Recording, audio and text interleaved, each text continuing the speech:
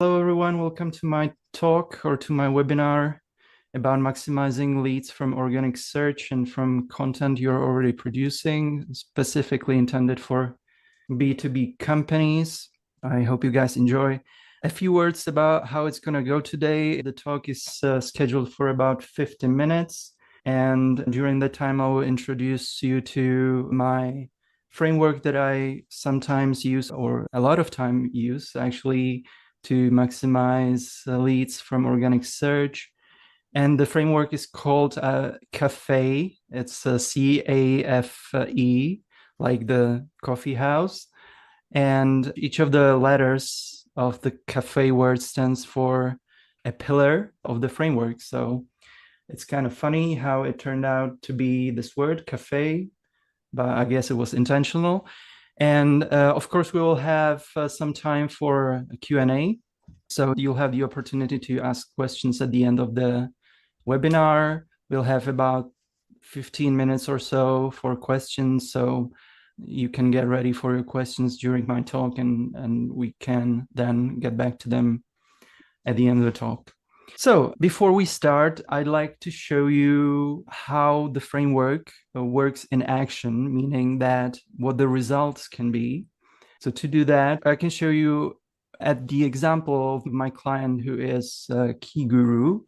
And what they do is key handovers. They produce these boxes or manufacture these boxes, and they sell them to the hotels, and they essentially target the hospitality industry. And besides of the hospitality industry, they also target like co-working spaces and these kind of side things, but mainly the hospitality industry. And they're purely right now focused on the local market. And when I got this assignment, it was mainly the task was to maximize the impact of the content they were already producing, and also like the impact of their organic presence at the time, which was quite strong at the time, given that they ranked pretty well for local queries like key handovers and keywords like those. So the task was mainly to maximize the content performance when it comes to leads for this particular client. I'm just gonna have a brief look at the participants if there are other members waiting. Right, so I'm gonna go briefly over the Google Analytics snapshot here. There was this conversion events, visits to the contact page. We are focused on these two channels, direct and organic search. And the key event or main conversion event was set to the contact form send. And so as you can see, the conversion rate grew from way below 1% to above 1% when it comes to submissions of the contact form. And there were also other conversion events added, right? So there were like chat windows, etc., etc. So the result is like what I wanted to make out of it is that the number of leads from the existing content grew from approximately 4 to between 20 and 30 leads, new leads per month, depending on the month of the year or the month of the season. Okay, and now let's jump right into the framework itself. So C meaning standing for cleanup or cluster.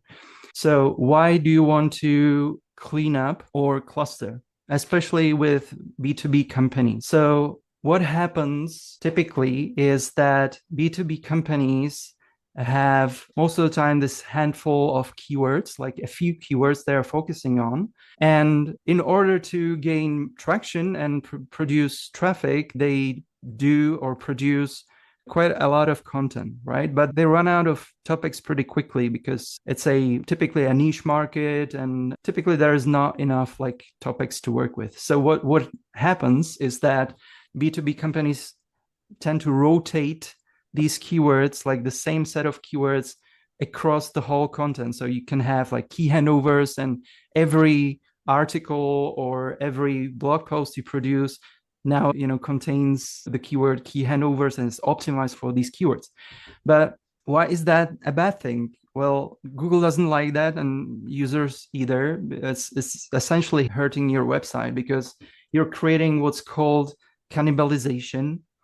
And cannibalization means that you are competing, or every piece of the content you're creating, optimizing for the same set of keywords is competing against other content on your website. So basically you're like diminishing or you're jeopardizing your existing content by creating new ones. So how do you spot that? How do you actually find out whether you have a cannibalization problem, which sounds pretty weird, but I suppose companies can have, or websites can have, a cannibalization problem.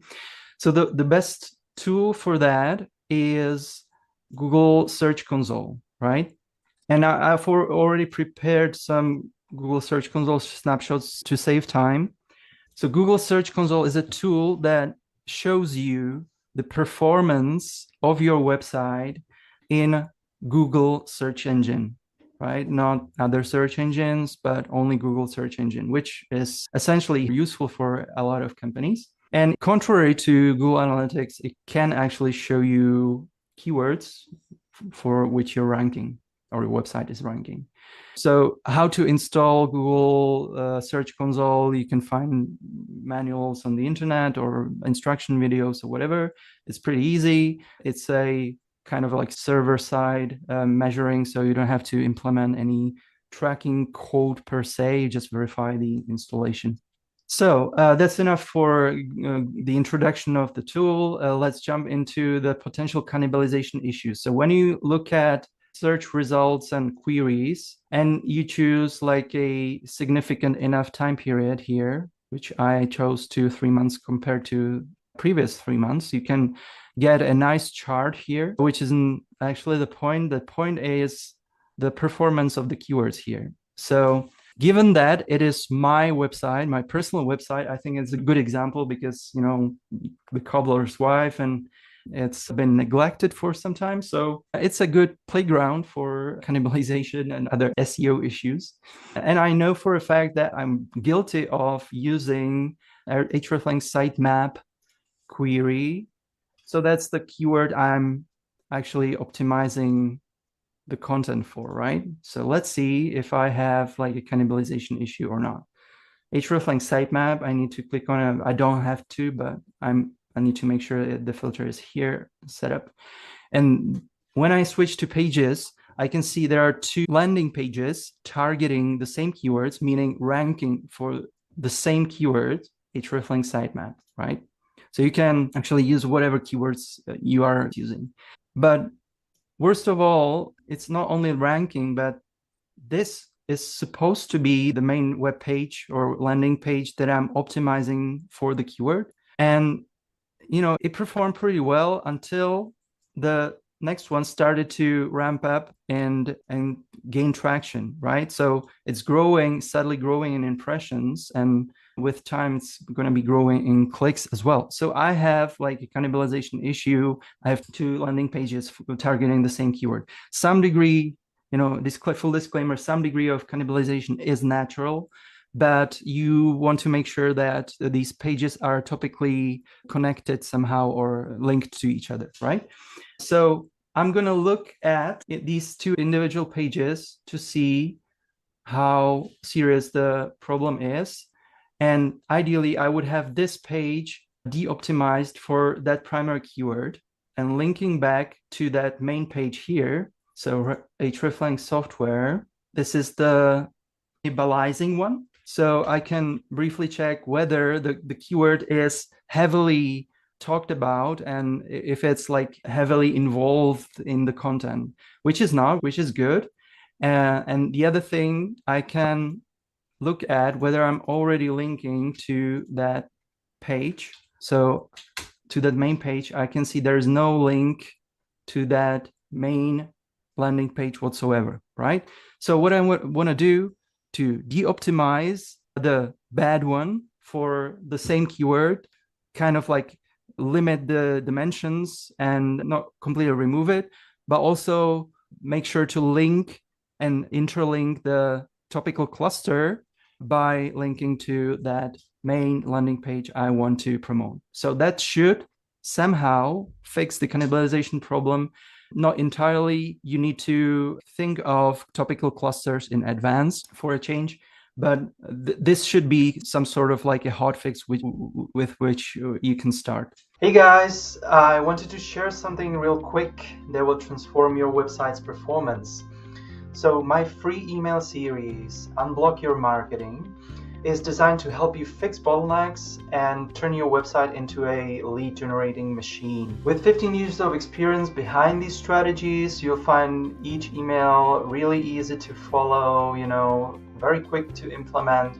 There is a to-do list at the end of each email for the upcoming week. So in 5 weeks in total, you can turn your website into a lead generating machine.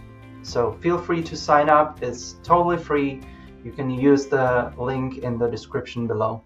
All right, so that's cannibalization, one of the issues, one of the pillars. Moving on to the next one, which is attract. A for attract. So why do you want to attract? Where do you want to attract? You want to attract clicks from search results. So chances are you're already producing some content. And if you're already producing content and it's a valuable content, let's say, chances are the content gets indexed by Google, meaning registered by Google and somehow like pushed to the search results, right? So that's what the goal is, why we're creating content. So a very easy thing to do is on an ongoing basis, check how the content is performing and whether it's attracting enough clicks. So you want to maximize the number of clicks that your content is getting. So how do you do that? Again, you can go to Google Search Console. We can totally use my personal website as an example of that. And we go to the Pages tab. We don't select any keywords. And right now it's best to export the view. You can do it by various methods. The obvious one is to use the inbuilt export feature in Google Search Console, but you can also use so-called extractors. For example, Marketing Miner has these extractors when you sign up for that. They have these extractors and they also have Google Search Console with which you can extract data from Google Search Console. And the good thing about it is that you can extract way more data than just from the Search Console environment, up to like tens of thousands versus up to 1,000 rows. But for now and for these purposes, I'm just going to use the inbuilt export feature. I'm going to export into Google Sheets. And what I want to show you guys is how to spot underperforming pages when it comes to clicks. Okay, bear with me 1 second. Okay, I need a number. Sorry. I'm making mistakes. Okay, and the CTRs. Difference.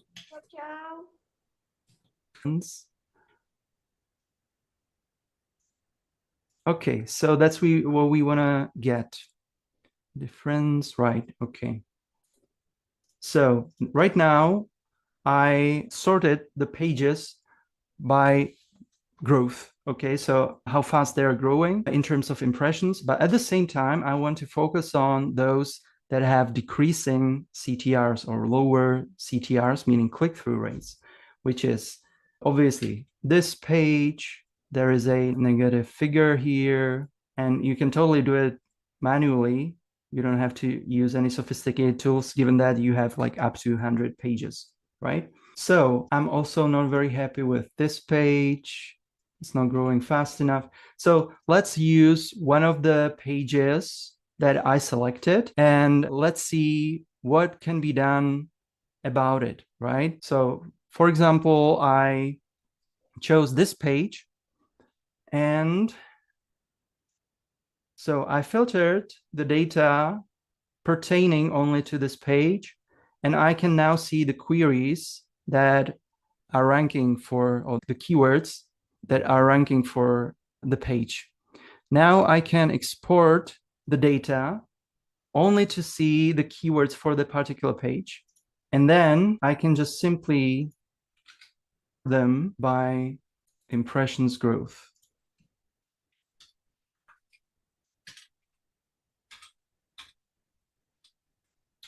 So now I see what keywords are growing in impressions and what the top performing keywords are when it comes to that page.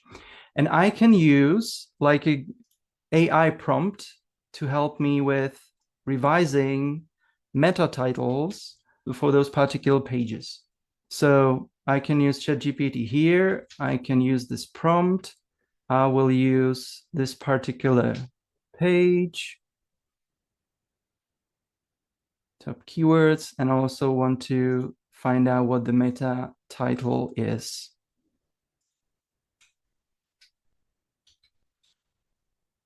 This one. So the current meta title is this one.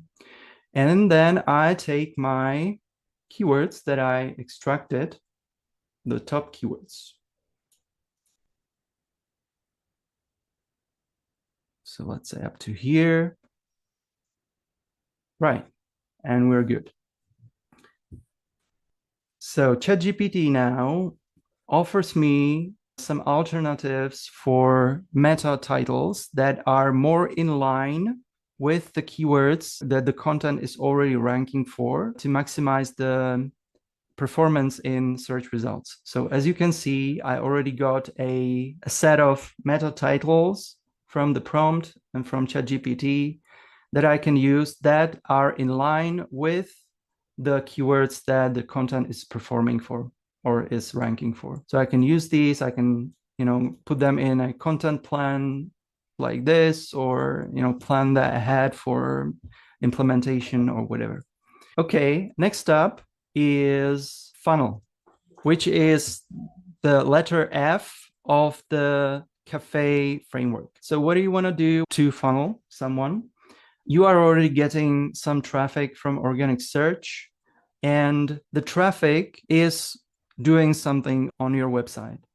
But hopefully you want to direct the traffic to conversion, right? And the first step to find out what the users are doing on your website is crucial, because you want to find out how much of a problem it is with your website, right? So you want to find out if users that land on your website from search engines are performing an action. And that's actually good for two reasons. One obvious reason is that you maximize the impact of your traffic, meaning that you actually get more leads from enabling your website or enabling the user path to your users. And two, you get the right user signals, which are important for Google as well, for search engines. So based on the documentation that leaked from Google recently, we know that Google is totally looking at these user signals. So how to do that? So I'm going to use that example of my client Key Guru, and I've already prepared the report here. But when you make sure you have your website selected here in Google Analytics, you go to Explore and Path Exploration, and then you can select the longest time period possible. And when you select Page Path and Screen Class here, you will see the user paths, right? So for example, this landing page is getting some traction in search engines, which you can see in Google Search Console. And then you can see what the users are doing when visiting the page and if they're clicking on something. So in most of the time, when you're producing content, you have very low numbers here. Having anything onward of like 1% is a good start, right? So you want to direct them to your contact page or to your solutions page or any other converting page.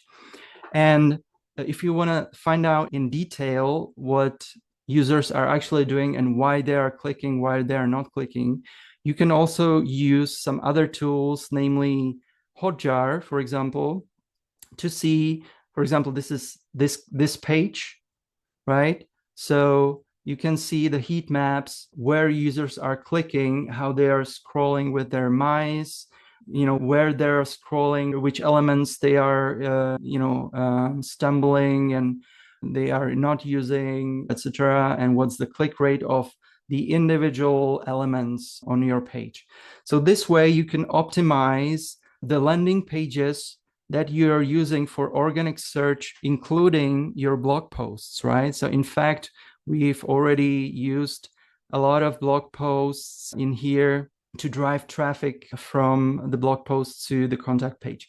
Pages that are growing in impressions in those 3 months. And I'm going to choose this hreflang country and language codes attribute, which is actually somewhere here. Yes, so this is the page. And now I can use another prompt. I'm going to export the keywords, or I have them somewhere here. And I can use a different prompt to get some content suggestions. So first step is that I'm going to cluster keywords. So I'm going to use this prompt. So I have the full data set here, which I want to give ChatGPT because it can surprisingly work well with the data set, including all the values and the data.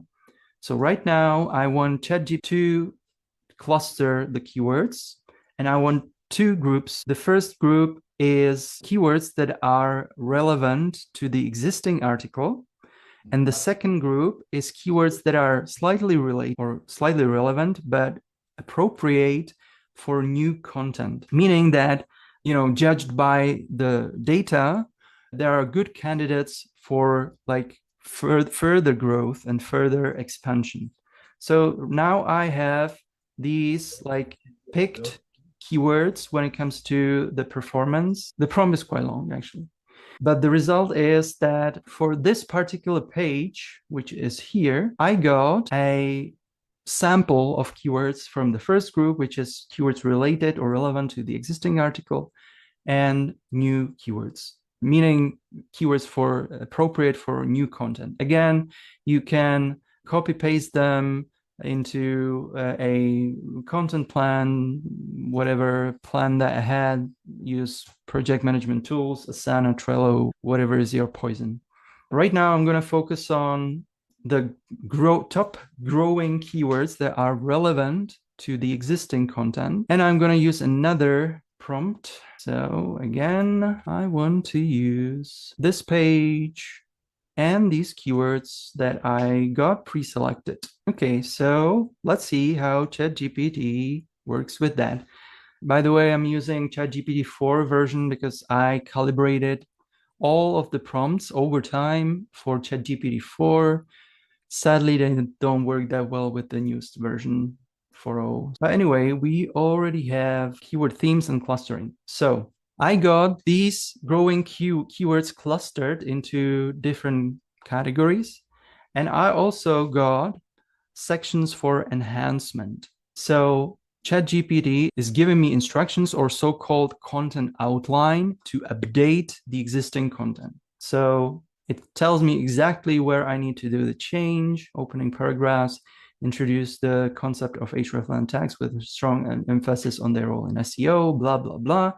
And I have like several suggestions how to expand on that article here.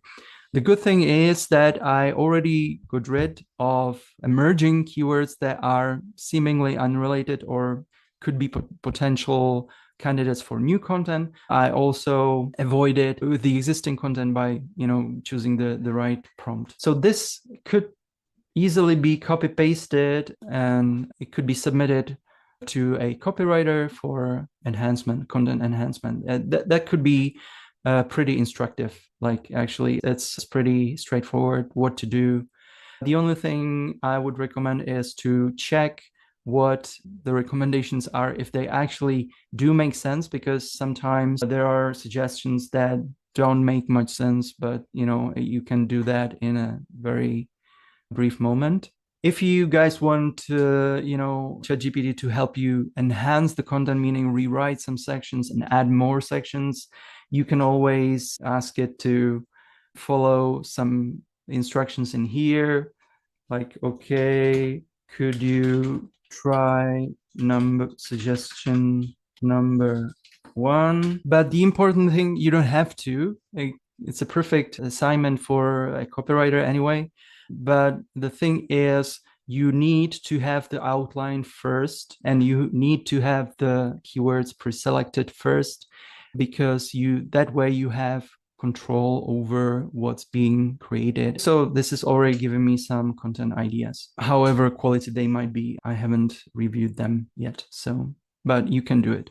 Okay, so that's about it for the last concept, which is enhance. So to recap, we have CAFE framework, which stands for, the individual letter stands for cleanup, attract, funnel, and enhance. So that's the framework I've been using over the few years, and it was successful when generating more traffic and also like driving leads and conversions from existing content. So right now the survivors are free to ask questions, I guess. Let's see if there are any pending questions in the chats. Feel free to ask any questions if you have any.